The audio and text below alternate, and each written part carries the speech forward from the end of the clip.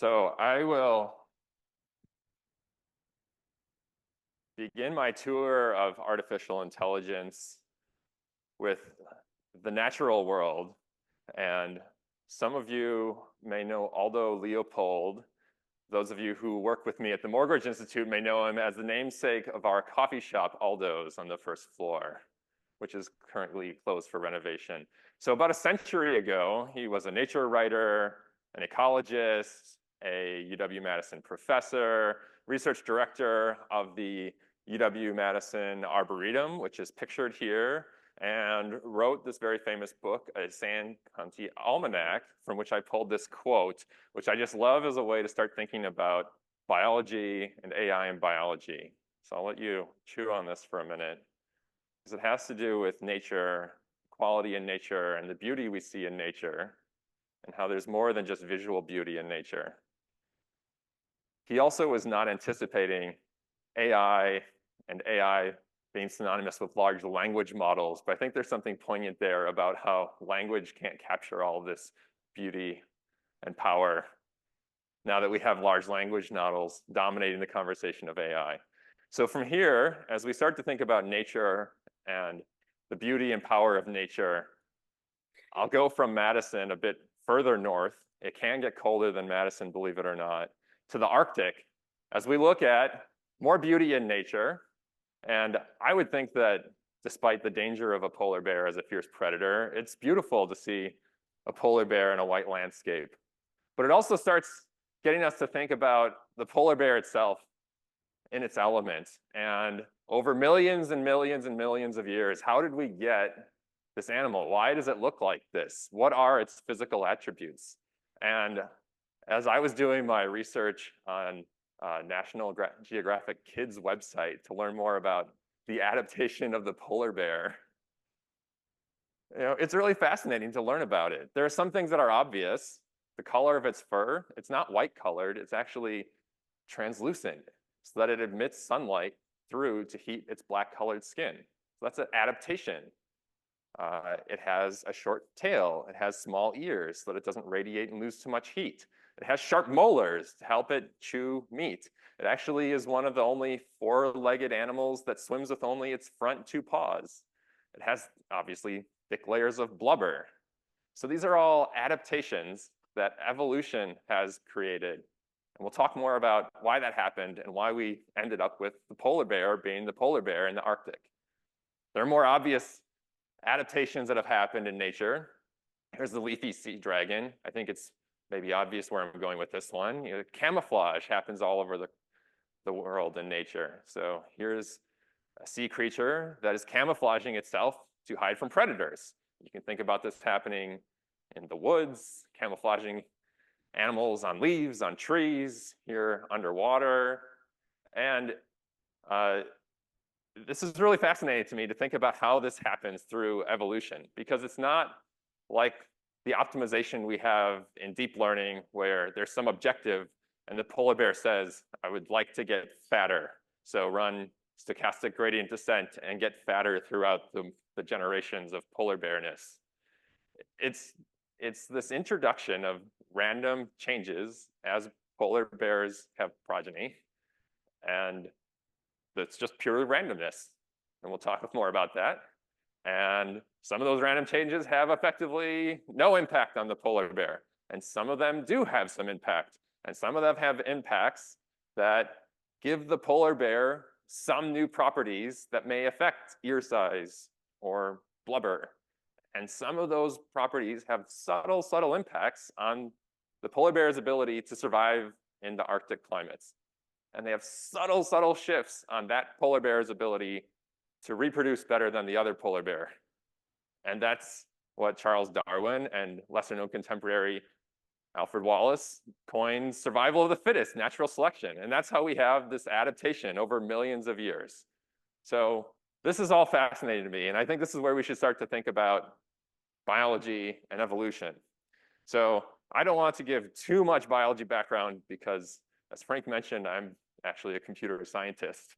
But it's helpful to think about where this comes from and where evolution is happening. It happens at the layer of genetic material in DNA. So if you haven't taken biology classes for a while, my last biology class was in high school. It's been a while. DNA is stored inside cells, inside nucleus of cells. It's not just stretched out in a long line, pointed in a straight line like a yardstick. It's wrapped up in these structures called chromosomes. We don't need to talk too much about that.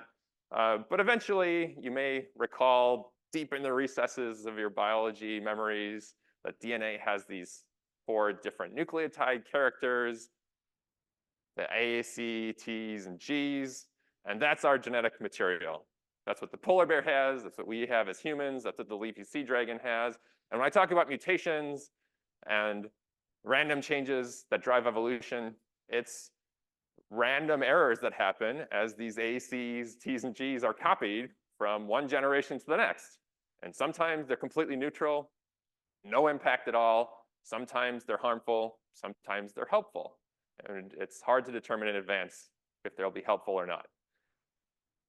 If we think about humans versus polar bears, you may know from the company 23andMe, humans have 23 pairs of chromosomes. Polar bears exert their dominance once again. They have 37 pairs of chromosomes.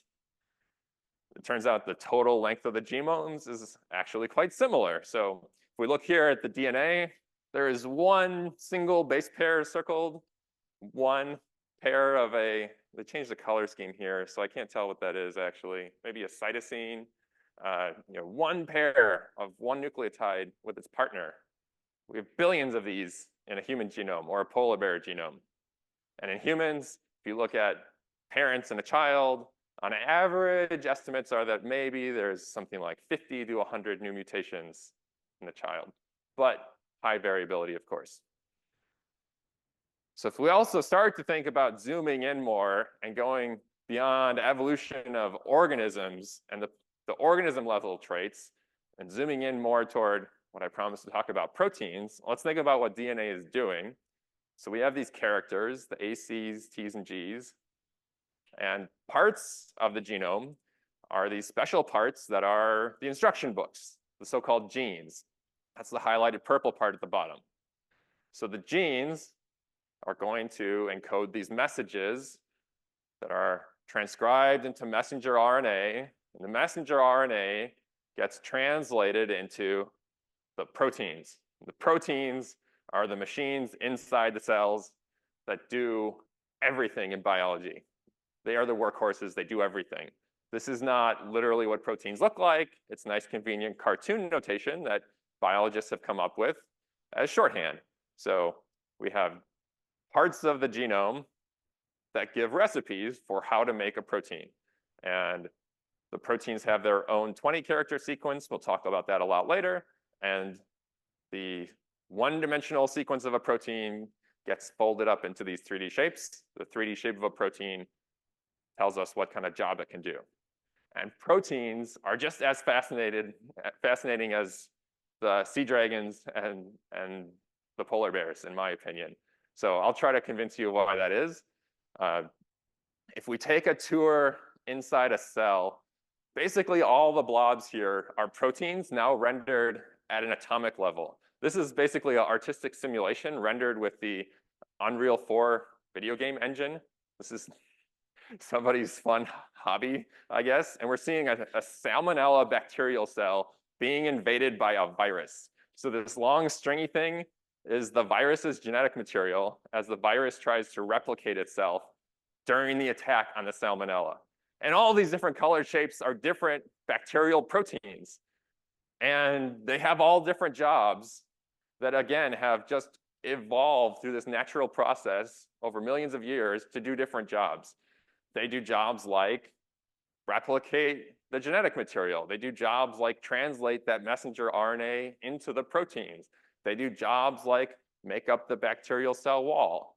So proteins do all these things. And again, it's not like they were running some objective function with gradient descent. They have all these random mutations that have been acquired over millions and millions and millions of years, some of which were beneficial and helped the bacteria grow faster. So my other favorite example is this thing called ATP synthase. So it's one of the few rotating structures that have naturally emerged inside cells in biology, which is why it's worth fighting YouTube to show you. So trust me, it's worth it. So we have proteins that all stick together, and they're going to spin at 350 revolutions per second, but it's not just one rotating structure. There's two rotating structures that rotate in opposite directions. And again, this emerged naturally through evolution.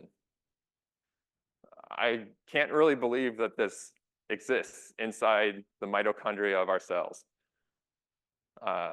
So again, we're seeing this at atomic scale. All these different Greek characters are different parts of the ATP synthase. It has to do with energy production. This thing makes ATP, which is like the gasoline for all biology. It's our unit of power. It's just awesome. Like I don't even study these things, but this is a really cool protein complex. And again, it's emerged naturally through the process of evolution. So that's great, but why would we just accept what's emerged naturally? We're scientists. We can make it better, surely, right? So I'm going to gloss over decades of what this field of synthetic biology has done and just give tastes of what happens when we set engineers loose on biology. Because engineers say, well, surely we can optimize the process of evolution, right? Why accept what millions of years of random mutation has given us? So I won't even attempt to define synthetic biology, but let's think of it loosely as taking engineering principles to biology and manually making changes to biological systems, whether that's genomes and DNA or building full gene circuits to do what we want, and see why that might be interesting and useful. So we'll start with this really, really fun example, sticking with the evolution theme, and a clever acronym with the microbial evolution and growth arena. So if you've ever heard of a petri dish, they're usually like this big dishes that grow bacteria. This is the mega plate. It's a petri dish that's 2 feet by 4 feet large. Clever acronym. Built by my now colleague and friend Michael Boehm when he was at Harvard Med. And it was designed to show evolution in action. So we see there's going to be this increasing concentration of antibiotics, and we'll start growing bacteria on one side of the mega petri dish where there's no antibiotic at all. What do we expect will happen? Bacteria are going to thrive, and then they'll hit a wall because there's antibiotic, right? And I'll show you the video, and you can see what happens next.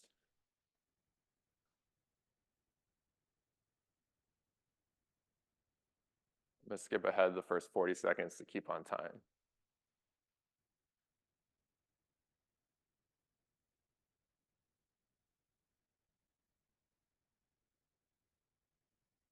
So that should be somewhere here-ish.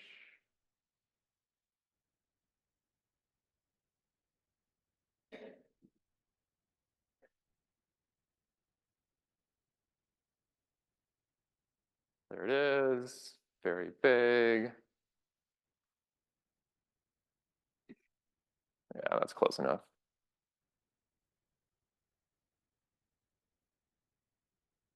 All right, so bacteria are growing from both sides where there's no antibiotic. Higher concentrations in the middle, up to 1,000-fold concentration of this antibiotic. So we start off rapid bacterial growth. The bacteria are white, but then they hit this wall, right? Bacteria can't grow when they encounter antibiotic. But what happens? They're rapidly dividing, growing, growing. And every time there's cell division, there's a couple random mutations in the bacterial genomes. And eventually, by chance, the bacteria aren't sitting there thinking, they have no brains. They're not thinking about how do I engineer my proteins to overcome this antibiotic. They just by chance sometimes stumble upon random mutations that increase their resistance to this particular antibiotic. And sometimes they stumble upon mutations that let them overcome 1x concentration of antibiotic, but not 10x, so they hit that next wall. Then they sit there and they stumble upon more and more mutations until they overcome 10x. and they overcome 100x. And eventually, they can stumble upon enough mutations to overcome 1,000x concentration of the antibiotic. So you can just watch bacteria accumulate enough mutations to go from growing in no antibiotic at all to overcoming 1,000 times concentration of this antibiotic. Kind of scary, but you can just watch evolution happen. And this is a contrived setting, so I'll put it in our category of synthetic biology.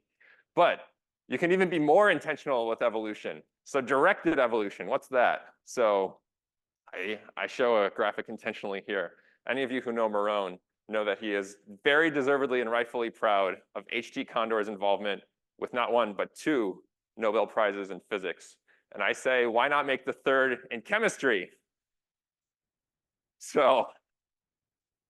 But chemistry. So here, in 2018, the Nobel Prize in Chemistry, half of it went to directed evolution, which is this great concept where we can basically repurpose this natural process of evolution to make better proteins. This is what I'm going to try to attempt to do later, but with artificial intelligence.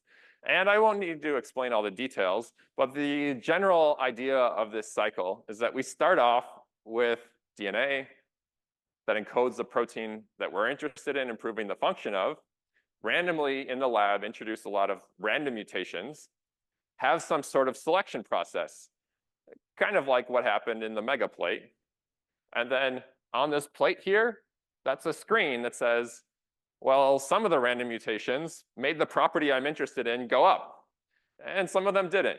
So just keep the things that went up and throw away the rest, and then repeat it and randomly introduce another layer of mutations on the things that got better in the first round. And if you cycle this enough times, you randomly sprinkled in a lot of mutations that increased your property in each round. It kind of sounds obvious to an engineer, but this was kind of met with heresy. Like bona fide biologists said, why would you just introduce a bunch of mutations? What are their mechanisms? But Frances Arnold said, it works. Look at this. I make amazing enzymes. So that was a brilliant idea, and it was worthy of the Nobel Prize. And her lab's been doing fantastic protein engineering for a decade. But we can do more. Some of you have likely heard about genome editing technologies. So our second Nobel Prize here, same the theme of chemistry, just 2 years later, as this was shared by Charpentier and Douadna. Essentially, we now have technologies that were repurposed from bacteria that let us make precise edits in genomes and change the bases, change those nucleotides, the A, C, T's, and G's, where we would like. This is not perfect, but we have much greater control over genomes than we ever did before. Such great control that in December of last year, there was the first approved therapy by the FDA to use CRISPR editing for human disease. So for sickle cell disease, there's now an approved therapeutic that uses this CRISPR technology because this is a genetic disease where we knew there is one part of the human genome that is defective and causes this terrible disease. If we have a way to restore that genetic mutation, it should restore the normal function of the red blood cells. CRISPR gives a very precise way to actually effectively restore that deficiency. It's not always so easy. Many diseases are caused by hundreds, if not thousands, of genetic changes. But this was a big success and the first FDA-approved CRISPR therapy. So I'm finally going to make it to some AI. And what does AI have to contribute? Because we already have synthetic biology all over the place. We have directed evolution. So why even go to AI, right? I've talked a little bit about directed evolution, but I think it's worth saying a bit more about why do we need directed evolution? Why not just wait for natural evolution to produce proteins that are interesting? Well, proteins actually are really important. I've showed you perhaps that they're interesting to me. They're pretty fascinating. They're complicated, but they can be really useful. They have a lot of applications in agriculture. So there's great interest in taking natural proteins and modifying them in intentional ways so that we can have better crops, better agriculture. We can have crops that are resistant to herbicides, but the weeds do not have engineered proteins, so they die when they're treated with those herbicides. We can have proteins that are directly used as therapeutics, antibodies. A lot of our cancer medicines are antibodies, which are protein-like and can be engineered in this fashion. And we can also have, and one of my favorite examples, due to the complexity and because some of our collaborations to do this, proteins inside cells can be used to make things. They can be used to make chemicals. And the chemicals they make can be used in pharmaceutical industry, as other therapies, as drugs, medicines. So the protein itself can take input chemicals, modify the chemicals, and churn out output chemicals in a drug production pipeline. So that's complicated, but really useful. The problem is that the natural proteins that have evolved through evolution don't necessarily make those chemical modifications to build the drugs we want. So the function is there, but they're not making the chemical changes we need to make medicines.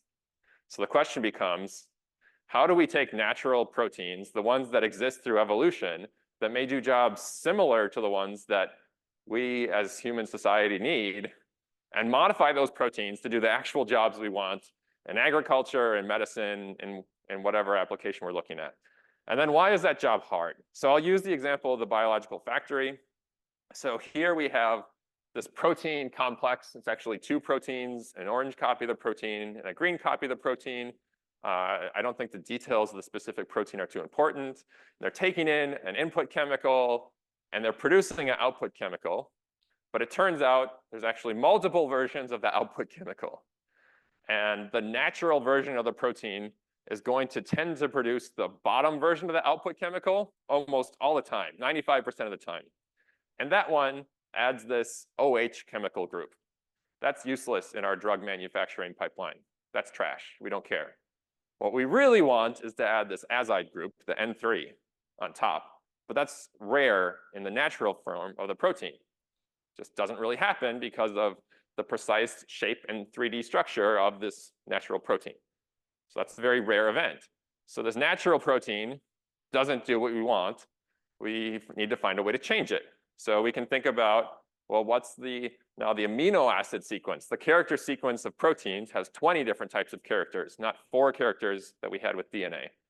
So the goal of engineering proteins, whether it was directed evolution or AI-guided evolution, is to start changing the character sequence so that I can get more of the top chemical output that's pharmaceutically relevant and less of the bottom output that's useless. Because if I change the character sequence, it's going to shift the 3D shape of the protein sometimes. And if I do that in just the right precise way, it will change the chemistry and it'll give me more of the top output. But why is that hard? Well, I'm showing you a snippet of this protein's amino acid sequence, but here's its full sequence. It's hundreds of characters long. And many of you are computer scientists and understand combinatorics pretty well. So there's 19 other choices for each character here. There's hundreds of positions you can modify.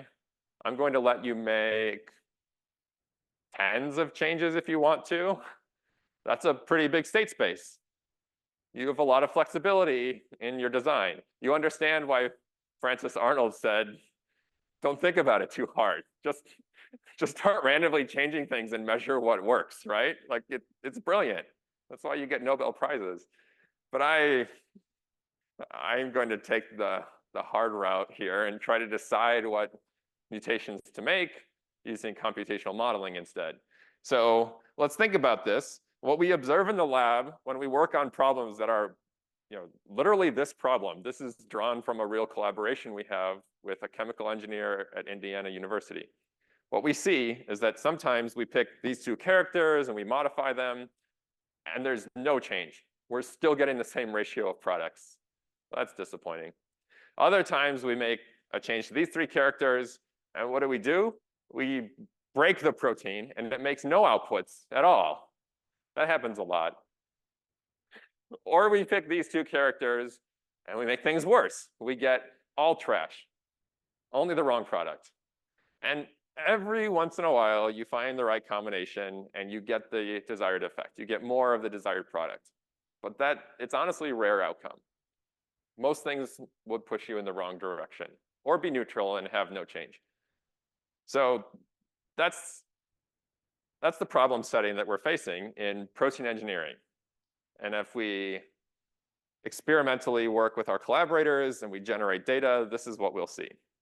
So when we think about training AI models and trying to learn to predict those consequences, our prediction task looks like this. We're going to think about having some sequence change as input.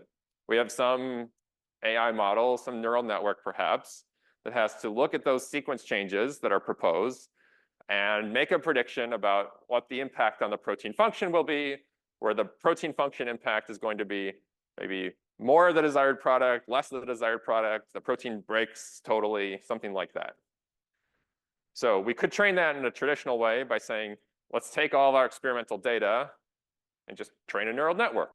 We can do that, we have done that, but the problem is that to measure these outputs from chemical factories, we have to use complicated lab techniques, mass spectrometry is used. We can only test a very small number of input-output pairs, maybe hundreds of pairs. In other types of protein engineering, you can measure 100,000 input-output pairs. It's an easier problem, but not with these chemical factories. So if you train a model directly on 100 input-output pairs, you get a bad model. It will not generalize well to the new sequence changes. So what we've started to do is think about this fairly differently from how a lot of other people in the AI protein modeling world are working on it. And we first started running very, very large-scale simulations, for us at least.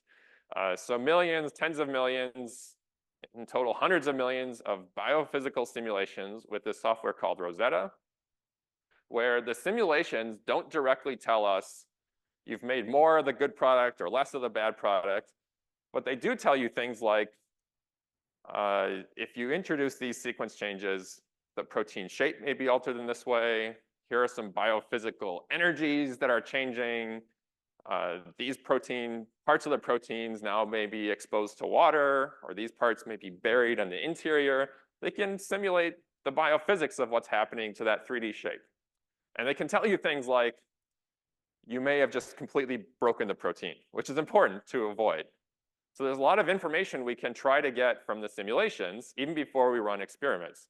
So we can generate large-scale, for us, experimental data, simulations, have these in silico, in the biology lingo, training data sets, and now train AI models in a pre-training stage on tens of millions of simulated data points if we want.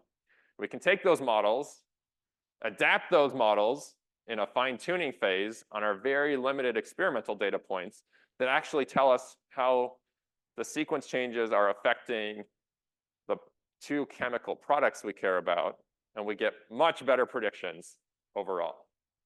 So this two-stage process is something we've called mutation effect transfer learning. And I've intentionally put the big idea all in one slide in case I run out of time to tell you about any details about how that works. But I do have more details about how that works in case we do have some more time. I think we're doing okay.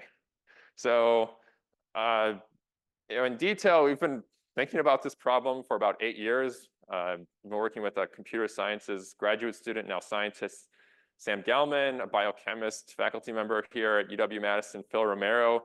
We started off looking at these machine learning problems where we have examples from the lab of protein sequence changes that use this notation of the character at position 138 is changing from a D to an N, and the second character at position 140 is changing from a K to a E. That's associated with some functional measurable score that may go down. Negative is bad. So we have training data sets from wet lab experiments. And we were looking at different types of machine learning models, some very simple like linear regression, some neural networks, and seeing what types of machine learning models can fit this type of protein functional data and generalize if we challenge the models in different ways. And the goal, again, is to give those models new types of sequence changes they haven't seen before and ask them to predict the functional scores. And what we saw is, for an example, like this small protein that has to do with binding mammalian antibodies, different types of machine learning models, even good old linear regression and fully connected neural networks and sequence convolutional neural networks can all capture the general trends in the data where the experimental score is on the x-axis. 0 means there was no change. You introduced sequence changes and it didn't really affect anything. And then the predicted score is on the y-axis. It's what the regression model or the neural network expects will happen. And the general trends are all okay. Correlation coefficients are all reasonably high for these models. Caveat is when they're trained on enough data. So here they're trained on 16,000 some pairs of sequence changes and experimentally measured functional changes. And you can see some differences where the linear regression model does kind of bad with the highly negative scores. And I can tell you why that's not as interesting to us anyway. We really care about the positive changes. But this was when we trained with 16,000 examples. And then we have another test set of about 10,000 examples that the model never saw. It's just making predictions about the functional changes for those held out 10,000 sequences. But what's interesting is when we build this learning curve, so we set aside the same test set of 10,000 sequences, and we ask the models to predict the functional changes. This is just looking at the linear regression model, but we train it on less and less data. So on the right side, this is what I just showed you, trained with 16,000 examples, just linear regression, where it has to fit some parameter for each position in the 56-character GB1 protein sequence. And each possible amino acid, there's 20 of them in that sequence, there's just a parameter saying what's the impact of having an A in the first position or a W in the first position on the fitness, on the binding property. If you train with a lot of examples, we're seeing the number of training data points on the x-axis, the overall correlation with the experimental data on the y-axis. So 1 would be basically perfect here. 0 is random. If you get enough data points, 10,000 data points, you can get the general patterns quite good, but you see this decay. So if I only give you 32 examples, which is the sort of setting we're in when we're working with the protein biological factories and the mass spectrometry required data, linear regression looks really, really bad. It's basically always predicting a score of -3 with some random noise. And the correlation is still okay because there's a slight shift in those distributions where there's a little bit higher density for the sequence changes that are actually not harmful, but this is a useless model. And this is the problem we set out to solve. So this is, again, where we came up with the idea of running large-scale simulations. I'm not going to tell you too much about all the different stages because there's a few things I'd like to wrap up with. But I think the important part is to maybe say a little bit more about how we're generating data. So let me jump ahead here. The most ambitious way we've tried to run this is to build a form of the simulations that will work for any new protein. I should say we've attempted this, but it doesn't work quite well. Right now, we're very good at building models for one protein where we can run simulations for this protein factory called ZX, or this protein I just showed you called GB1, because the simulations are tailored exactly to that protein and its sequence and its structure. And then we get very good simulations. And what I'm showing you here, we tried to build a universal model for all proteins. And that's where we have follow-up work to do. It doesn't generalize the way we hoped it would. But what we've attempted here is very interesting in terms of the computing, which is why I'm showing you anyway, because we've sampled 150 proteins that have very diverse 3D shapes. Then we take the sequences that correspond to those 150 different proteins, and we decide how many random sequence changes to make. And for each set of random sequence changes, we push the sequence through this Rosetta biophysical simulator. We ask Rosetta, take the sequence with these sequence changes we introduced, take the original 3D structure, and simulate all these changes in the biophysics to that protein. And it will calculate 55 different biophysical energy terms that relate to how parts of the proteins are buried or exposed to water and total energy scores and so forth. And we do that at a reasonably large scale for us because we can generate tens of millions of artificial sequence changes for each of the proteins if we want. And the runtime varies greatly based on the protein and its length and its complexity, but order of magnitude, think about 1 minute to run one changed sequence for one protein through Rosetta. So altogether, this is something like 35,000 compute days that we farm out to OSG. But this was like one run. We've been doing this for years. We've also been doing a lot of these runs tailored to individual proteins. So this has grown considerably. And we end up with a database that says for this protein, you made these sequence changes, and here's 55 continuous scores that came out of your simulator. And you can train a neural network on that data. So let's just gloss over all the machine learning. We trained the model. It turns out if you look at now this model that we trained, it's this model that our approach is called METAL. The local model is trained just for this one protein GB1, that's the orange curve. The one I told you about just now is trying to generalize across all proteins, that's the purple curve. The other curves are trying to use evolutionary information. I ran out of time to tell you how that works, but it's essentially what the rest of the field in AI is doing. It's really clever, and it's something that we also use, but it's different from pre-training on biophysics. And in this one protein, in this one case, the version that runs simulations specifically for the GB1 protein gets a big advantage in that we actually get reasonable predictions, even with tens of experimental data points. The correlation gets reasonably good, even with tens or 100 of experimental data points. And I'm not going to dwell on this slide, but the takeaway is that that's not always the case. It's highly dependent on the type of protein, what function it does, how the data is collected, and we are working very hard to understand that. I could talk to you about that at length, but I don't know that this audience wants to know about that biology.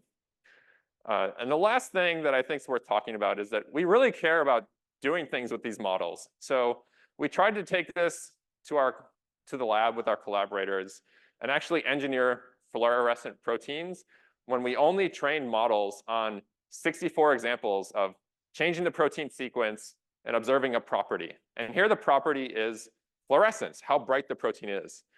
This is the third Nobel Prize in chemistry, 2008, for fluorescent proteins. There's a great backstory here of how you find fluorescent proteins and engineer them, because they're really useful for all sorts of cell biology. The ability to have a protein that lights up and track things inside the cell under a microscope. If Juan Caicedo was here, he probably told you about all sorts of cool images. Guess what? Fluorescent proteins enable all that.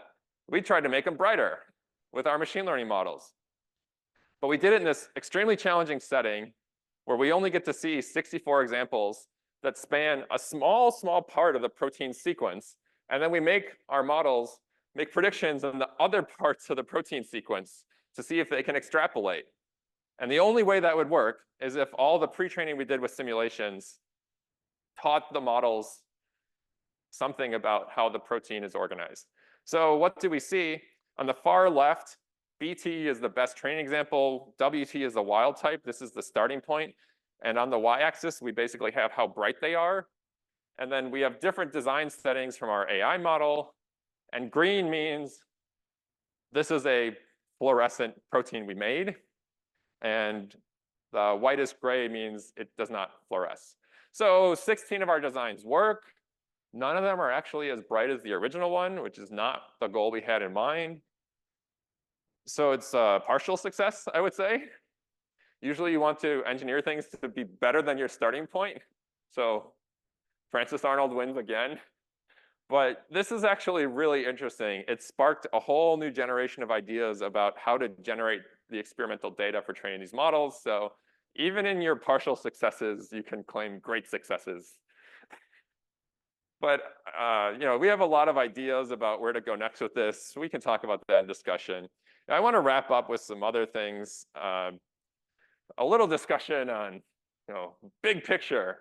Should we even do any of this? Should we even do research at all? Should we all be accountants?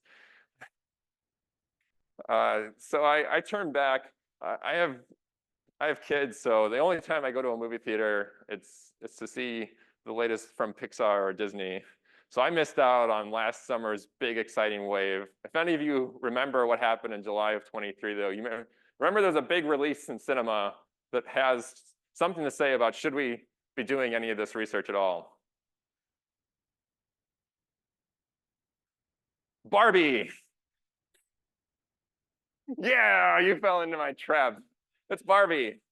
So I won't spoil the plot. This finally came out on Amazon Prime, so I got to watch it.